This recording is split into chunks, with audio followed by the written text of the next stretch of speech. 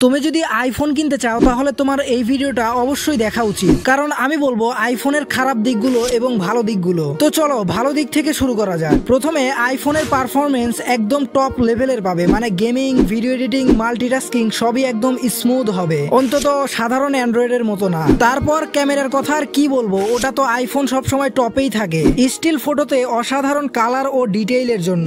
আর video stabilisation ও cinematic mode অনেক ভালো। আর তারপর আমার আইফোনে খুবই শক্ত সিকিউরিটি থাকে। আইফোনে ফেস আইডি অত্যন্ত নিরাপদ। কয়েক দিক থেকে অ্যান্ড্রয়েডের থেকেও আইফোনে বেশি সিকিউরিটি আছে। এবার আসি খারাপ দিকগুলোতে। প্রথমে আইফোনের ব্যাটারি ক্যাপাসিটি কম থাকে, তারপর ফাইল ট্রান্সফারের সমস্যা, আর আইফোনের কোনো জায়গায় একটু ভাঙলে বা ক্ষতি হলে রিপেয়ারের খরচ অনেক অনেক বেশি। তারপর আইফোনে তুমি বাইরের অ্যাপ বা মডিফাইড অ্যাপ ইনস্টল করতে পারবে না জেল ব্রেক ছাড়া। আর আইফোনের চার্জার তোমাকে আলাদাভাবে কিনতে হবে। আর সব থেকে বড় সমস্যা হচ্ছে আইফোনের দাম অনেক বেশি, যে টাকায় তুমি অ্যান্ড্রয়েডের দুইটা ভালো ভালো ফোন কিনতে পারবে।